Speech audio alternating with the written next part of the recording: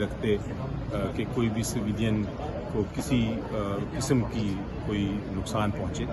ہمارا جو counter attack ہوگا اور وہ ہم فیصلہ کریں گے کس وقت ہماری کاؤنٹر اٹیک تو ہوگا ہی ہوگا. کس وقت ہوگا, کیسے ہوگا, وہ بھی فیصلہ ہوگا. لیکن جو بھی کاؤنٹر اٹیک ہوگا وہ سویلینز ٹارگٹ نہیں ہوں گے.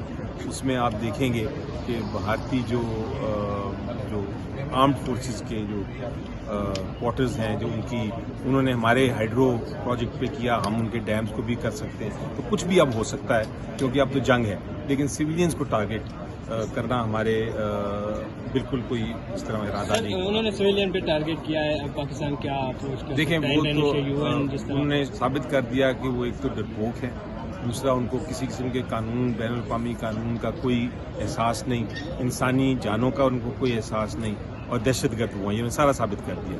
تو ہم ایک تو اپنا بڑا کلیئرلی انہوں نے چونکہ وار کرائم کیا ہے, جرم کیا ہے, تو ہم جا سکتے ہیں انٹرنیشنل کورٹ آف جسٹس میں. اس کے علاوہ ہر سفارتی سطح پہ تو ہم نے اپنا لے کے جانا ہی ہے موقف. لیکن سب سے ضروری ہے کہ ہمارا کاؤنٹر اٹیک جو ہوگا اس کے بعد بھارت کو سمجھ آ جائے گی, انڈیا کو سمجھ آ جائے گی کہ یہ ان سے برداشت نہیں ہونا, اور وہ معافی مانگنے پہ مجبور ہو جائیں گے انشاءاللہ. سر